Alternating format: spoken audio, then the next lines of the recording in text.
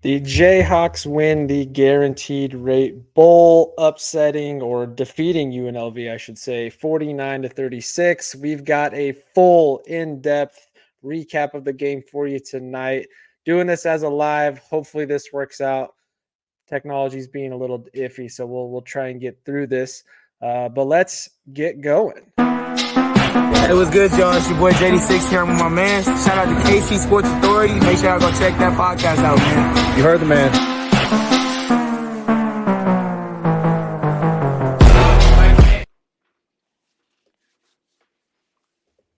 And welcome into the KC Sports Authority podcast live edition here on YouTube right now. And we are here to talk the KU football bowl game victory with all of you Jayhawk fans. And we'll give it a few minutes here before we get going just to get some more people on.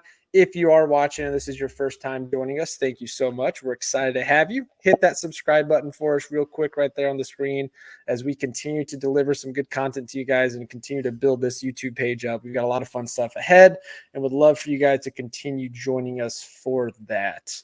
You can also hit us up on Twitter, Facebook, Instagram, and TikTok at KCSA Pod. And if I could get technology to work, we'll have that here momentarily. There we go. All right, it's going. Oh, maybe. Technology's been a pain. This is why we don't go live that often.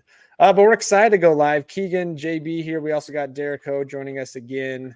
We're going to get into this here in just a second. Those of you that do come across this watching live, feel free to leave your comments here on YouTube, and we'll bring up a couple of them. If you guys have any questions or just moments from the game that stand out to you, feel free to drop them in the comment section. We'd love to jump in with it. But all right, guys, let's get going. We got a few people on here. And of course, if you're not watching live, I will have this later for you in podcast form on our YouTube page. You can go back and watch this later. But let's get into it, fellas. This was I don't even know what word to use to describe. Last year, I talked about the bowl game was just a wild thriller. The shootout, the multiple overtime shootout that we ended up losing. But this year, another, I guess, thriller, wild game here, that bizarre game, weird game. I don't even know where to begin with this, but KU does come out on top 49-36, winning the Guaranteed Rate Bowl. This is their first bowl victory since 2008 and seventh in program history. KU was the heavy favorite coming into the day with a couple line changes here and there, but an all-around insane game, a game that felt like it went on for 8 hours. And of course, we're going to get into why. But man, where do you guys want to start with this? Do we start with the ref show? Do we start with the Vegas trying to keep it close? Where do we begin? Dude, JB, I'm going to kick it to you.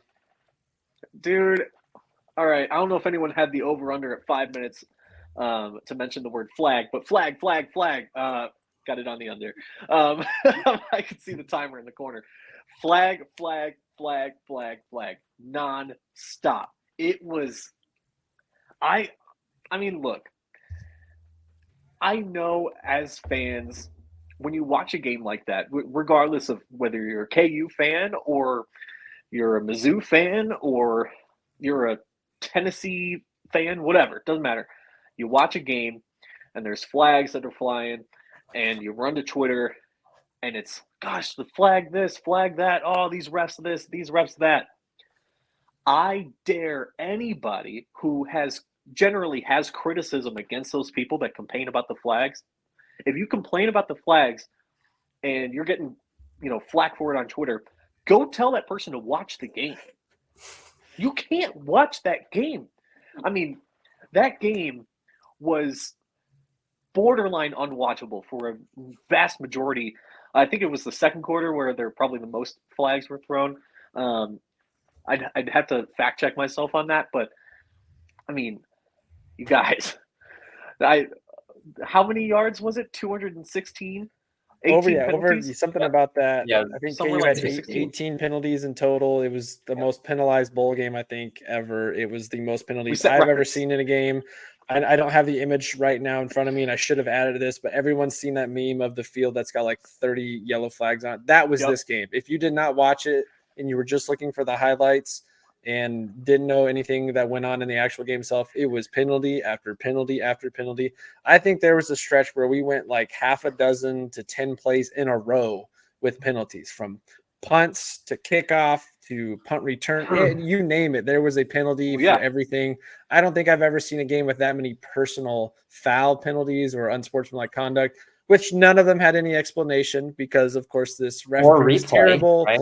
Or Yeah, replay. no video There were review. the headsets weren't working, the mics weren't working, the color commentator group was it was just all around. I've seen it on multiple podcasts already. All around, probably the worst production of a college football game I've ever seen.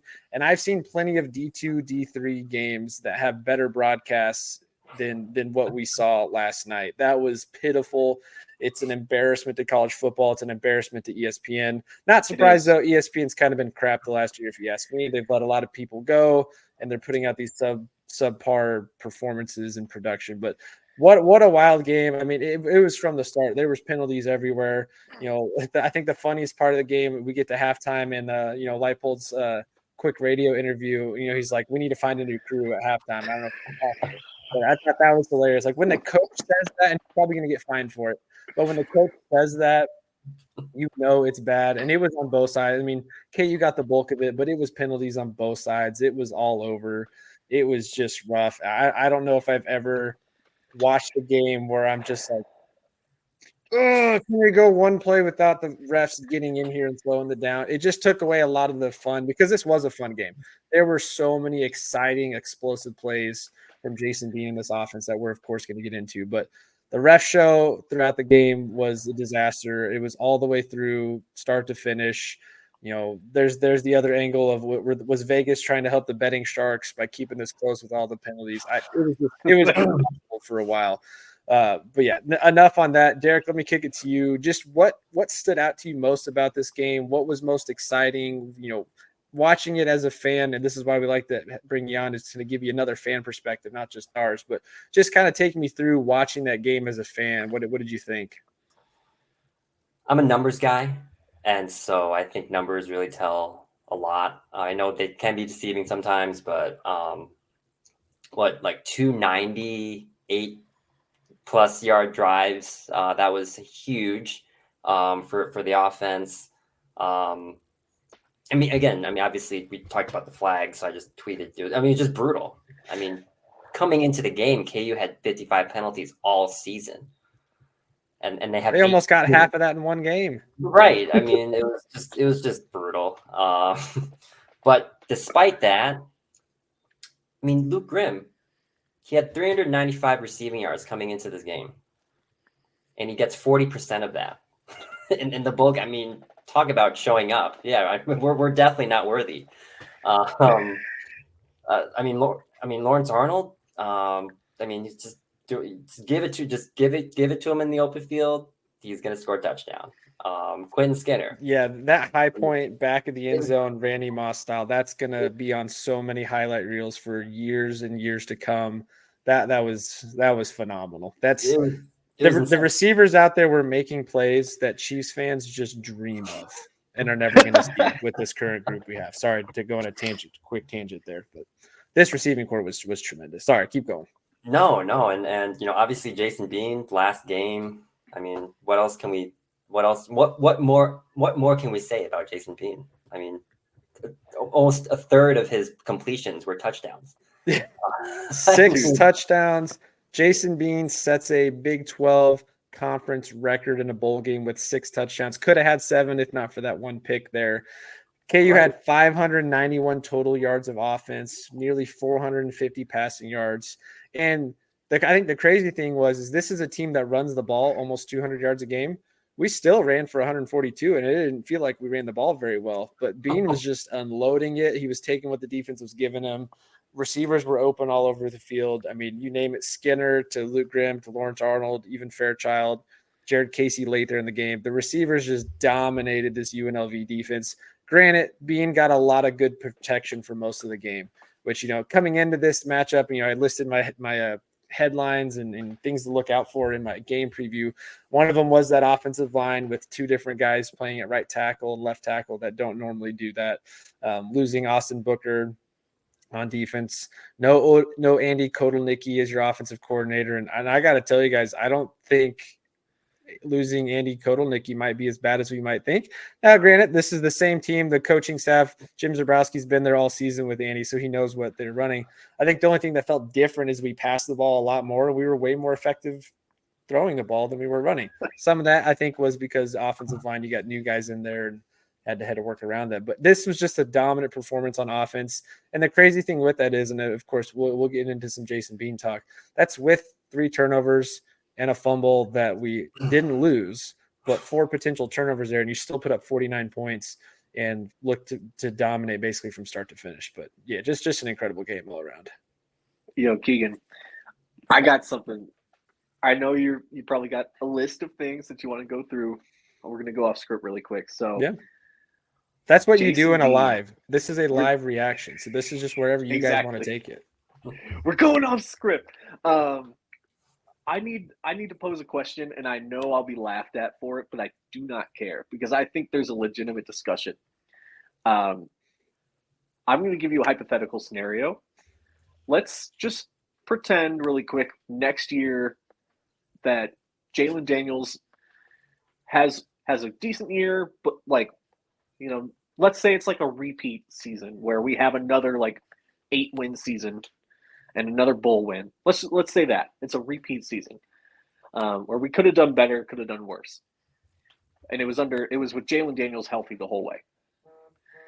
And if that happens next year, do we look back on Jalen Daniels versus Jason Bean and give any bit of a nod to Jason Bean as having being the better quarterback? Not, I know he's not regarded as the better quarterback, but man, did you see that game? I mean, he had more touchdowns, and granted, not as many yards, but that game last year and last year's bowl game went into, what was it, triple overtime? Mm-hmm. So more touchdowns, less time on the clock. And I know he had 3 interceptions, but those aside, in a lot of ways, it started to look like a master class by Bean, to the point where I'm like, this kid deserves a statue outside the new stadium. So let's dive into the Bean argument? talk here then. I think if you were looking at just the statistics on paper, I think you could probably make that argument. To me, when I see the eye test, and I've said this throughout the season all year, our ceiling is still higher with Daniels at quarterback because he's got better decision-making. Bean had a great game. He threw for 450 yards, 6 touchdowns. A lot of those, the receivers were wide open. So if you miss a wide open receiver, then yes, you were a terrible quarterback.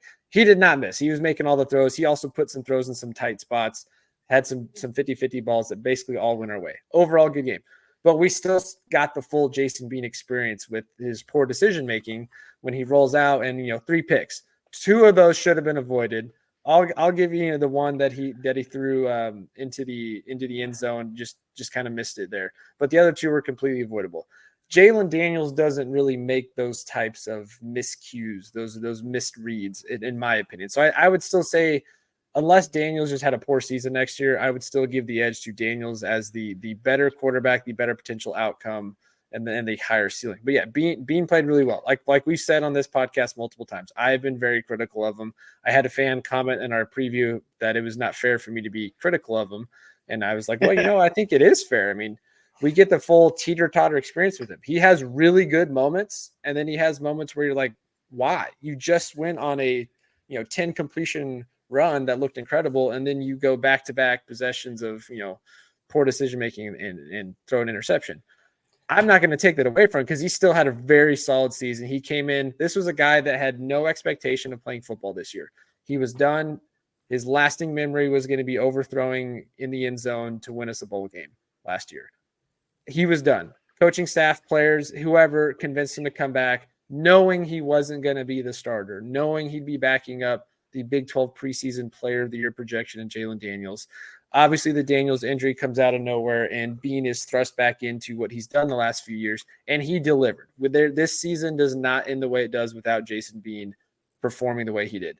In my opinion, and we want to get into this conversation, we can go and do it now. In my opinion, I think Jason Bean's going to go into the Ring of Honor. I wanted to save that for a future episode, But I mean, you have to look at statistically, he's going to finish as a top 3 quarterback in multiple statistical categories.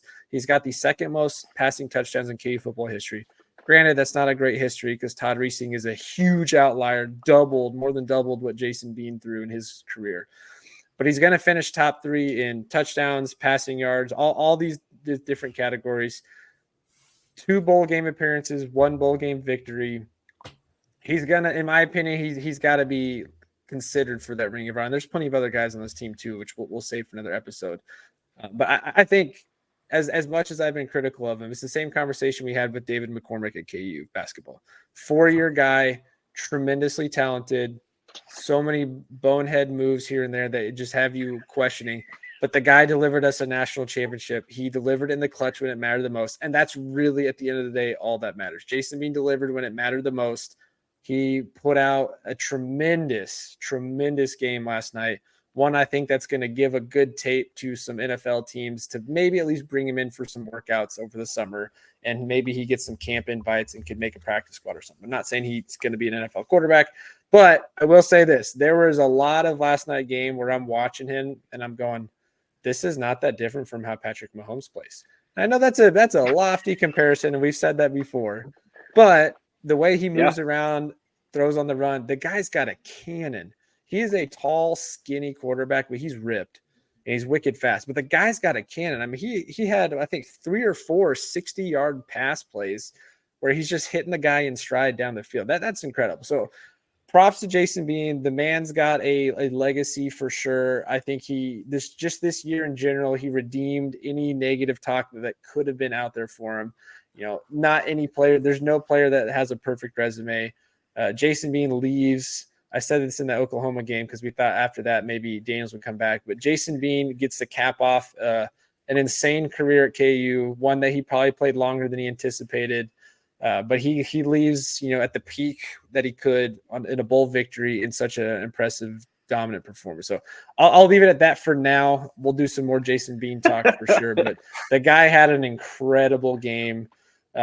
Still would love to get some of those picks back, and I'd still like to see him get out of the pocket and run for a few first downs. But how about that 4th down, that 4th and 1? He had a wide open running lane. I don't know how, the angle on the TV was terrible because there was no cameras. Yeah, so who knows how many yards he actually had. But instead of taking the easy first down, he just unloads a bomb downfield to LJ Arnold because he's wide open and walks in for a touchdown. I mean, how about just the stones, the gutsiness on that play to just let it rip? Because that's a play where you could easily just overthrow the guy and completely miss because you feel the pressure of converting right there. But man, just all around, I can't really say much negative outside of those picks. Just he played an incredible game. Guys, we're talking about transfer quarterback, which is even more insane, right? And like I wrote in my notes, I mean, like you said, Keith, I mean, even though Jalen Daniels has the higher ceiling, Jason Bean has been the guy that's delivered 2 bowl eligible wins, right? And Oklahoma State last year, Oklahoma this year, and he's been healthy, right? He's been the starter. Arguably, I mean, top 3 quarterback of all time in Kansas history. I mean, Todd Reesing, obviously, and then John Hadle, and then Bean. Jason Bean. I mean, just based on what he might be. He's top 5, I think. I think you can argue that. He has to. Daniels can be there too. Daniels can be number 3. That's what's even crazier. He's got at least one more year back where he can. I mean, as much as we're sitting here talking about Jason Bean having a great game and a great year, Jalen Daniels has if he can stay healthy, and that's a big question mark. But if he can stay healthy, he's got a whole year to put up even bigger numbers. I mean, Bean's numbers throughout the year weren't anything crazy. He only had like 2,400 passing yards. Now, I know he didn't play every single game, and we were a really good run team, so he didn't have to throw the ball. But Daniels is going to put up incredible numbers next year to compete with that, and he could still finish, top 3 in some of these categories. So it's just crazy to think. I think I tweeted it last night that 2 of KU's best quarterbacks in program history are on the same team. Now I know that's there's a lot of guys from the olden days that were really solid. Most Jayhawk fans that are alive now did not see a lot of those guys in their heyday.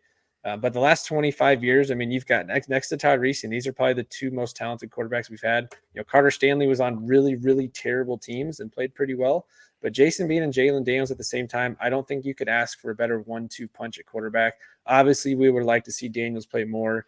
But, who knows how the season goes. If let's say Daniels was hurt in the offseason and we just knew the whole year Bean is the starting quarterback, how different the season could have gone. Maybe we sneak out a couple more wins there. But, yeah, all around impressive. I think the conversation, he's going to be in the conversation for Ring of Honor, just statistically. And then beating Oklahoma at home, one of the biggest wins in program history, and now winning KU's first bowl game in 16 years. So I need a statue. That's where it is. You want a statue? See, I want a statue. Teams don't do a lot of statues. I think KU's only got the 2 statues outside. I want the fro and everything. I need it. I need it outside the new stadium. Let's build Jason Bean a statue, and then Jalen Daniels can do the same thing, if not better, next season, and he can have a statue right next to him. How about that? I'm fine with that. Leading us to the playoff, right? Leading us to the playoff. Dude, it can happen. It can happen. Isn't it? It's expanded next year, right? So yep, and we'll get into that conversation. Before we go any further, just real quick again, if you guys are checking this out right now on our YouTube live here, thank you so much for joining us. I know there's only a handful of you. We're still very appreciative of those of you that are watching. Feel free to leave any comments in here on YouTube, and we'll post a couple of them on the screen if they're appropriate. I know there isn't any comment section yet, but we'd love to get some of your thoughts as fans and hop in there. Again, you can follow us Twitter, Facebook, Instagram, and TikTok at KCSA Pod. A lot of stuff we're going to be doing on the podcast here over the next several months. There's just so much content to get into, from KU football, basketball, Chiefs, Royals, NBA, sports betting, you name it. There's a lot that we're going to get into. So if you haven't yet, hit that subscribe button. If you're watching this live or you're watching this later, give us a thumbs up. Subscribe to the podcast, send it to a friend, send it to a sports friend of yours that you think would like our content. We'd love to continue seeing this page grow. A little over 280 subscribers. Our goal is to get to 300 here in the next couple of days. So we need 18 of you to go subscribe. So all it takes is 5 seconds to do so. Go ahead and hit that subscribe button. Share it with a person that you think is a big time Chiefs, Royals, KU fan. Would love to get some more of you on our team here at the KC Sports Authority podcast. Okay, back to the game here. Let's talk about talk about these receivers. You have 2 guys with 3 touchdowns. You have 2 guys go over 100 yards. You have Quentin Skinner do what he does, catch monster passes way down the field that look ridiculous. One of them, maybe it's questionable, probably could have got overturned, but it was we don't talk about that catch. But the guy continues to make big time throws down the field. 3 receivers that are all back next year, unless transfer portal comes calling and somebody offers more. But we would assume all 3 coming back. KU, we even said it. Luke Grimm didn't have an impressive season numbers wise, but it's because we ran the ball so effectively all year. You've got 3 targets that can be on the field at any given second, and we saw, I think, the full range of opportunity and just ability from these 3. Arnold's the big time play guy, goes up, makes a big time catch, back of the end zone, high points it, catches it in traffic. Luke Grimm apparently is a deep threat now, not just the slot guy that gets open on 3rd down and can squeeze by. You had 2 screenplays for touchdowns that both guys just I guess that's not really a word. Outmaneuvered their opponents with their athleticism to get into the end zone. Just a super impressive performance. There's not really, outside of me, like Desmond Briscoe, Marcus Henry years, this receiver trio might be one of the most effective. And that's kind of weird to say because we just haven't seen that in a long time here at KU. But just a dominant performance. I guess if you had to give the nod to one of the receivers, which of these 3 do you think had the more impressive performance, if any? What do you think, Derek? I gotta go with Luke Grimm. Okay. I think he 4 catches, 160 yards. He was obviously wide open for wide open. Anyone could have made that throw. But he took the screen pass for the first touchdown, right? And then he just they on Twitter it was the Randy Moss picture, right? when he scorched the Cowboys, right? Three catches, 123 yards, and 3 touchdowns, right? Grimm was very similar. Basically the same stat line. Right. I know Arnold had the highlight catch. He had more catches, but both receivers had 3 touchdowns coming into this game, and they matched that total both in the game, which is insane to me. So That's wild. I'll give the edge to Grimm, but Mason Fairchild, he had that huge 3rd down conversion, right? Yeah, and that was one of those where big. Bean's getting outside the pocket running, and then he slings it back across, and you're like, oh no, right. oh no, oh okay, great. It's like, oh no, yes, we're good. Yeah. So, between those, heck, even Trevor Wilson had that big catch down the field at a kind of a pivotal moment, big time catch right in the defender's face, and got hit immediately. But yeah, this group of receivers, I think if anything, and again, maybe we'll save this for offseason talk too. I don't know if it's the difference between Andy Kotelnicki and what Jeff Grimes might bring, or what Jim Zabrowski schemed up, but just seeing the way that KU used their receivers, I thought which was great to see, because the run game really wasn't that effective.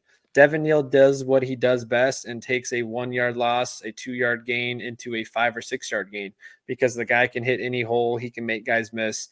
And even when the running lanes weren't there, he found ways to still get 3 or 4 yards at a time. So when you weren't getting these big chunk plays on the ground, not till late in the game, you had to find ways to get guys open in the field, and holy cow, were they wide open.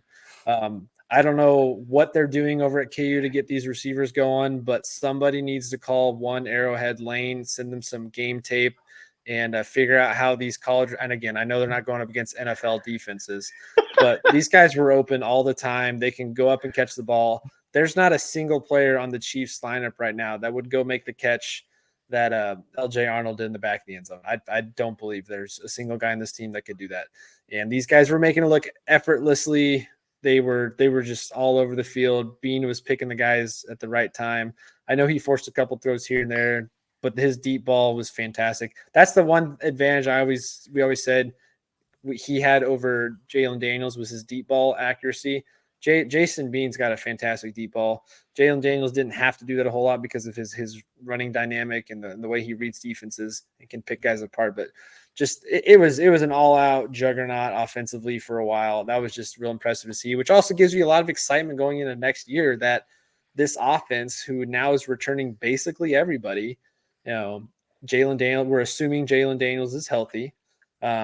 But even the new look offensive line, for the most part, all those guys half those guys are back. But Calvin Clements, the true freshman from Lawrence, Kansas, out of Free State High School, looked pretty solid in his debut. He is a mammoth of a college tackle. He's like 6'7", 6'8". He's like the tallest tackle on the team. Armaj Adams Reed, as the play-by-play person kept calling him. I'm sorry to go on a tangent here again. If you're calling a college football game, and I know I've never heard of either of these analysts ever before, never seen them, you got to do your homework. Like, you've got the roster right in front of you. How are you not prepared for the game you're calling? They did that over and over and over, and nobody corrected them. Nobody's on a headset telling them, "Hey, stupid, you're saying it wrong. Get the name right." Anyway, but Armaj Reed Adams is back. No, I'm not. It's a low budget production. But most of that offensive line's going to be back. You lose Mike Nowitzki, which is going to be tough because he's an anchor on that O-line with his leadership. But all the receivers back. You get the announcement right before kickoff that Devin Neal has told coaching staff that he's going to be back for 2024. Highshaw sounds like he'll be back unless he decides he wants to go in the portal and find a opportunity that's a larger role. You've got most everybody on this team coming back. So that gave me a lot of excitement to see that we can replicate this again next year. And it's not just a one-hit wonder. And even with Kotelnicki gone, that we'll still have the pieces to go out and perform. How about any other highlights or things? I mean, we haven't talked about the defense much. I know they still gave up a lot of points. A lot of those were off of the picks and the turnovers and short field. What were your guys' thoughts on this defense without seeing Austin Booker or Gage Keys on the defensive line? I think we were more locked in than expected, for sure. I thought we were well prepared in that sense. We had we had a month off, so there was a little bit of rust. But and of course the announcing crew wanted to pin the rust as the explanation as to why we're getting all those flags, and I'm like, I don't know. I think it's just the officiating. It's that bad. Yeah. But I mean, I think we came out a little bit more prepared than I would have expected. What I was really happy with was just overall, they found ways to get us or get our offense back on the field when we needed it the most. I think. I mean, yeah, UNLV went on a bit of a run and made it scary, just a little bit. But then we ended up locking in late when it mattered the most. So, hats off to them. I mean, Yeah, that's how you win games. after the first drive, I mean, they really dialed in. They were on the line of scrimmage quick. They were getting to. I mean, De Jesus guy, wow, he was fast.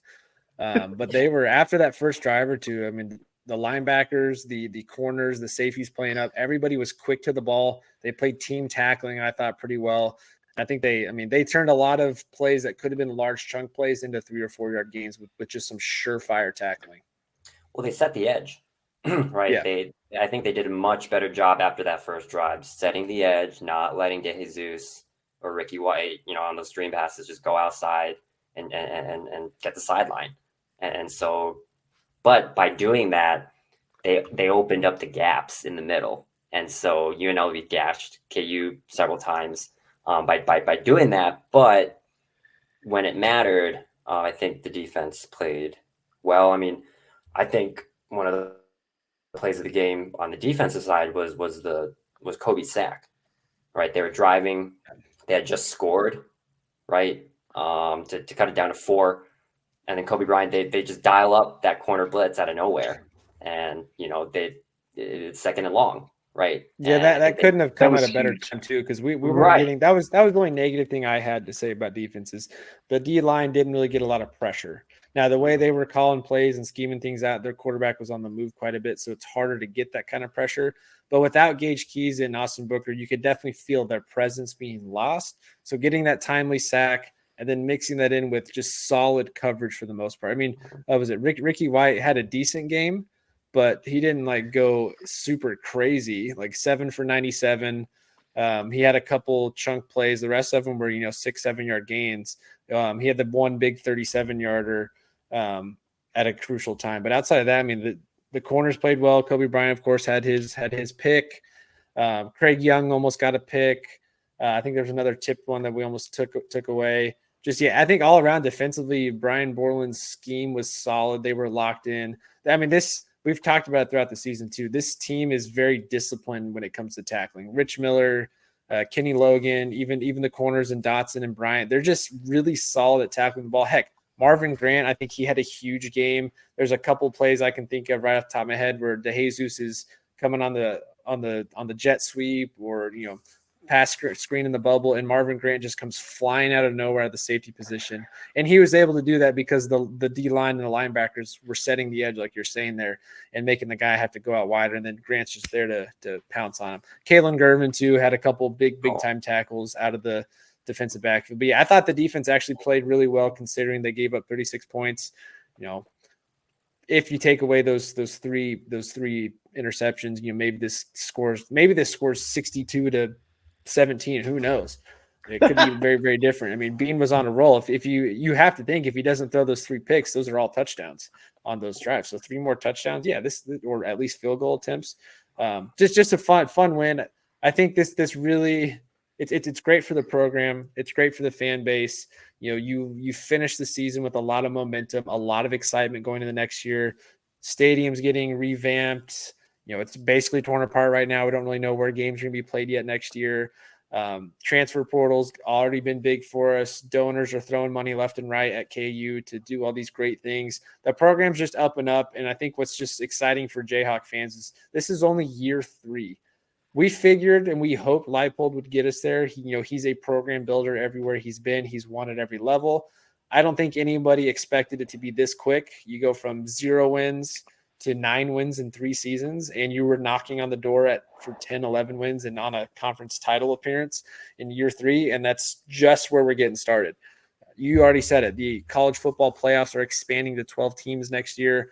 The Power 5 schools, the Power 5 conferences, the champion of that league gets an automatic bid and then 6 at-large bids.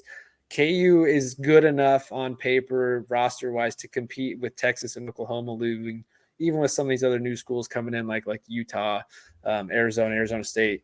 KU is going to be in a prime position moving forward to be at the top of this conference with teams like K-State, Oklahoma State, even teams like Texas Tech who are always slinging it out. So I think there's just a lot of excitement. Getting that win just really stamped the season.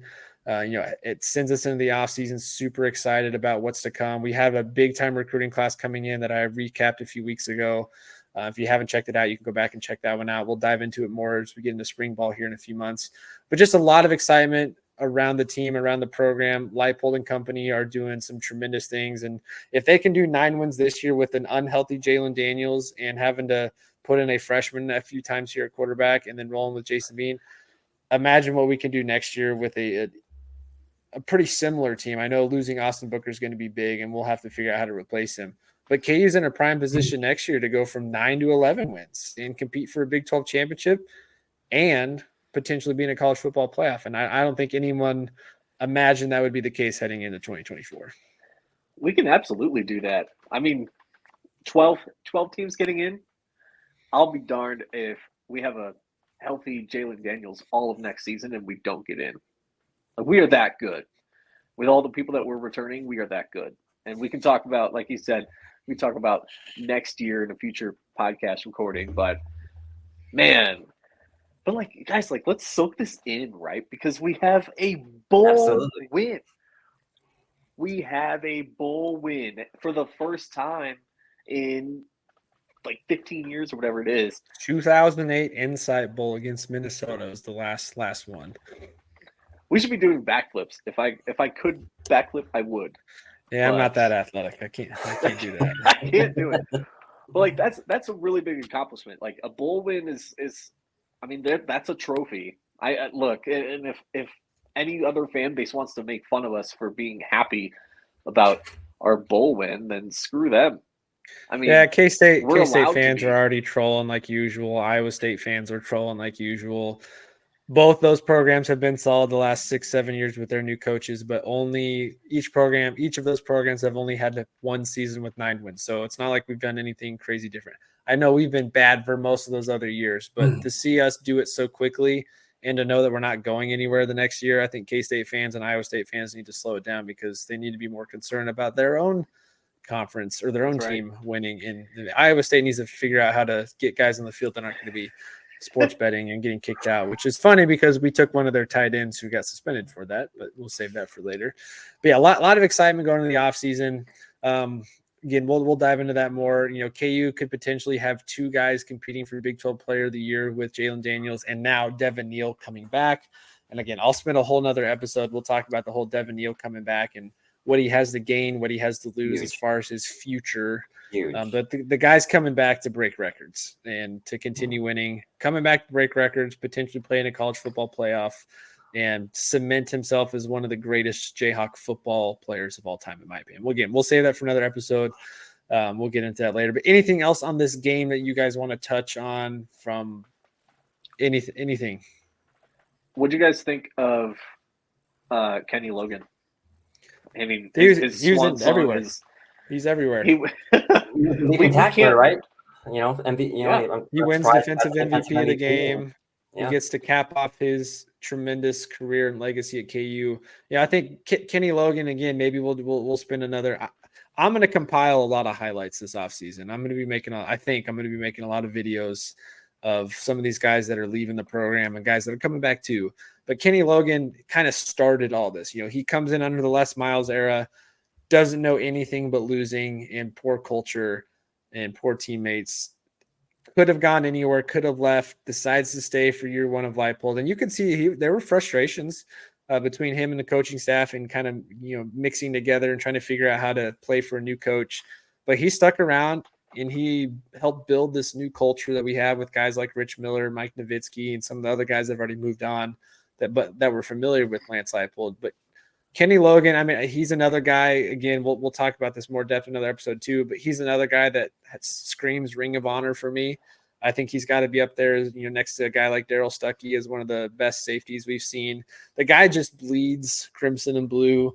He's been everything to this program the last few years. We're nowhere today without him. Just being able to see him cap off his career and this season he's had with the bowl victory just really shows you the resilience of a guy like him, how sticking it through pays off. And I think, again, he's another guy that I would fully expect to see at the next level. I think he can bring that same attitude to just about any NFL team. But yeah, tremendous game by Kenny Logan. He's everywhere all the time. The guy plays hurt all the time too and doesn't complain about it. He just shows up day in and day out and puts a stamp every single play. So shout out Kenny Logan. Tip our cap to you. Tremendous game, tremendous season, tremendous career, and you have a legacy that will live a long time. I love it. Yeah, I think this game, it ended the way that it needed to for a lot of guys on the roster this year. And I just got to say, we were talking about Lance and just a little bit ago and how good of a job he's done and what little amount of time he's had at KU. And, I'm old enough to look back at the last decade plus of Kansas football and see a lot of great talent that was just wasted, I think. That was really just wasted by a bad coach. And I have to kind of check myself a little bit because back in the day, I used to say, look, I mean, we've got a bad coach, but come on. Make a play, you're the guy on the field, get the job done, and we never got it done. But I was wrong. I mean, there's so much power in having a good coach, and I have not realized it until I finally got a good coach. So, I mean, Lance Leipold, man, I just hope we keep giving him the bag because, I mean, I hope he stays and he deserves every penny. Word. Yeah, he deserves every Didn't penny. he say that he wants to stay here and retire? Oh yeah, he's made it sound like this is his last stop. Yeah, right. He doesn't want to move. And just to go off of what JB has said, I mean, this caps off year 3, right, of Lance Leipold. 17 wins, okay, in 3 years. In the past, from 2010 to 2020, KU won 21 games total. So that shows that number alone shows the impact of Lance Leipold. And that's just 3 seasons. 3 seasons. And we're just getting started, like we said. Correct. And this is the 6th 9-win season for Kansas football. I think you have to go all the way back to 2003. And then before that, 1995. And then before that, it's like 69 or 71 or something. So it's not something we do that often. Well, I mean, to be fair, I mean, we always talk about KU and, how futile the football program is. UNLV, they haven't won a bowl game in 23 years. This is their 3rd bowl appearance in 23 years. So they actually have a similar trajectory as KU the past 4 years. Yeah, and they're kind of similar spot as we are too with Barry Odom coming in. This is year 1 under him, and they were in their conference title. Now, I know that conference isn't crazy, but UNLV at one point was a top 25 team that a couple things go their way. They could be on the next year, could be on the outside looking into college football playoff appearance. So very, very solid opponent, and one that we'll see again next year, which is the weird part that we'll see them, the first couple weeks of the season, little mini rivalry going on already with a lot of the back and forth. And of course, with all those penalties, the fight there at the end, the Kobe Bryant flop. I still don't know who. They said DJ Withers got flagged. I didn't even see him anywhere there. I don't know what actually happened there. Maybe it was on the field. It wasn't even. But yeah, I mean, they've got this little rivalry going already. There's a lot of heat. I mean, who does? You do not see that often. even in blowout games and close games where the guy's going back to knee and the guy just comes flying around the edge trying to rip his head off and still gets to him. Like that just you just don't. That's just terrible. I mean, that's like the Marcus Smart. Never mind. I don't want to get started on all that, but yeah, that was terrible way to end it. But it kind of capped off the game. It was a physical game. Guys were chirping all night. There was so much back and forth talk. You could see it on the field. You could see it on the sidelines. Unfortunately, the broadcast crew didn't get to see any of it because they didn't know what was going on, nor did they have any replays to look at. But yeah, it was a crazy physical game. I'm sure that's going to spill over some into the matchup coming up this year. But yeah, Barry Odom apologized, of course. But yeah, UNLV similar spot as we are moving forward. They've got a great coach over there. Didn't perform at Missouri, of course, but I mean, how do you expect to take over a program like that after a guy like Gary Pinkel and deliver in the SEC? But anyway, enough talk on them. Yeah, anything else you guys want to wrap up with on this game? Like I said, we'll do more off-season talk here over the next couple of weeks. I've got a couple people at KU I'm hoping to get on, one or two players that I'm actually trying to figure out how to get on here right now over the next couple of weeks. So hopefully we'll get some more insight close to the program. But yeah, anything else you guys want to talk about or dive into before we get out of here? I was gonna ask Derek a question. You're still a student, Derek. I'm kind of far removed from campus. I graduated 2014, so give me the vibe. Give me the vibe on campus, man. I know it's break right now, but and basketball season. But the fact that we're sitting here on December 27th talking about the excitement of our football program and not just skipping into basketball right away is telling. I want to know if the student fan base is actually understanding of how big of a moment that was, that we just won a bowl game and we had a season like we did. Because like I said earlier, I've seen way too many seasons that were less than subpar, that were bottom of the barrel bad.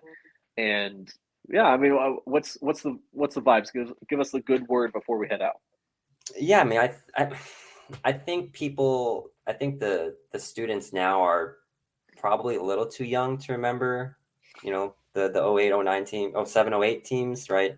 So, they probably know about it and they probably know how bad it was, but just I mean, it's crazy that we talk about consistency now with KU football, right? And so, KU's always been known as a basketball school. Now it's starting to become a football school, right? People are saying it's a football school now. So that's right. And so it's just amazing to see that. And I think a lot of students love it. Obviously it's a great college town, and football is football. So it's great. It's wonderful, and it's obviously a great segue into basketball season. And the fact that you can be excited about both at the same time as a KU fan is fantastic, because I've never really, maybe 3 seasons in my lifetime, have experienced the excitement of both at the same time. Right. And unless you were directly part of that, right? If you were a student in 06, 07, 08, right? Like it's hard to relate to that, otherwise than being a fan or being a local growing up. But I think there's a huge buzz around campus, and, the football team's here to stay. And obviously they finally got the coach right. So I'm just stoked, amazed, proud, all the superlatives that can be used to describe, I just can't believe, I've only been here 4 years, but, we won a national championship in basketball, football resurgence, volleyball. It's been wonderful. Women's basketball off to women's basketball. WNIT champs. Let's go. Right. I went to the game on Wednesday against Nebraska. They were 9-2. We made them 9-3. So that's right. What a time to be a Jayhawk. So the program top in the Big 12. If you ask me, we now have the opportunity to compete at the highest level in both of the major sports, in men's basketball and men's football. Of course, the rest of the program, baseball's on the up and up, golf's on the up and up, track team's been incredible, volleyball's been there for years, swimming, anything you name it with Kansas athletics right now. We have just a tremendous tremendous university athletic program that's just on the up and up. But let's wrap it up there. We don't want to go too much longer, especially since there's not many of you sitting here watching this with us. But those of you that have watched it, we really appreciate you taking the time to do this. Hopefully those of you that weren't here live, you'll come back and check this out later, which I know will sound weird hearing this at the end of the episode since you didn't watch it live, but you get the point. If you haven't done so yet, again, hit that subscribe button below. We've got a lot of great stuff still to come. KU's got a basketball game this weekend, Wichita State and Kansas City, and then it starts Big 12 play. So our next KU basketball episode coming up in the next couple of days, it'll probably be after the Wichita State game, but we'll have a preview of Big 12 play, just kind of dive into the Big 12 portion of the season, give KU's outlook, look at some of the other top contenders in the team around the conference, dive into, player of the year talk with Hunter Dickinson, Kevin McCullough. KU's got 2 guys that could be first team All-Americans, 2 guys for National Player of the Year, 2 guys for Big 12 Player of the Year, all sorts of great stuff there. Chiefs, it's been frustrating. Not going to lie. It's been frustrating. It's been hard to talk Chiefs other than being upset. So Chris and CJ haven't done a whole lot there the last couple of weeks. We're just really getting more geared towards let's get to the playoffs and then we'll dive into playoff talk. So they might have some stuff coming up here soon. We got some sports betting stuff we want to get into. NBA talk. There's all sorts of stuff. So if you haven't done so yet, again, hit that subscribe button. You can follow us Twitter, Facebook, Instagram, and TikTok at KCSA Pod. If you guys as Jayhawk fans ever have anything you want us to discuss on the podcast, any ideas for episodes, content, questions, anything like that, hit us up. Send those over to us. If you're watching here on YouTube, you can always leave us a comment and we'll get back to you. Like I said in the last couple episodes, merchandise is coming soon. And those that won the free shirts, like I said, we'll get into that once I know when our next shirt order is going to be. JB's repping one right now. The merch store is coming. A lot of stuff's out of stock right now because it's winter holidays. I'll launch that once stuff's back in stock. But yeah, a lot of fun, a lot of excitement. Fellas, thanks for sticking around with me tonight. I'll get this up here soon in podcast form for everyone to go back and check out. But KU football caps off the season, 9-win season, wins the Guaranteed Rate Bowl 49-36 over to UNLV off of Jason Bean's 450 yards, 6 touchdown performance to send them off into the sunset and cap off his legacy. And of course, like I said, we'll talk more KU football here in the off season and get all the rest of that. So until we chat with you guys, again, thanks for joining us. And as always, rock chalk. Rock chalk. Rock chalk.